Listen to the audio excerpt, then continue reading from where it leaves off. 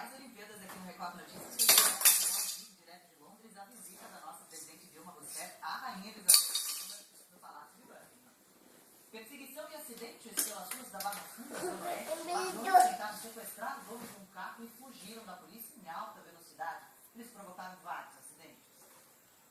O carro ficou tão destruído que foi preciso aguardar o guincho para que o veículo fosse retirado.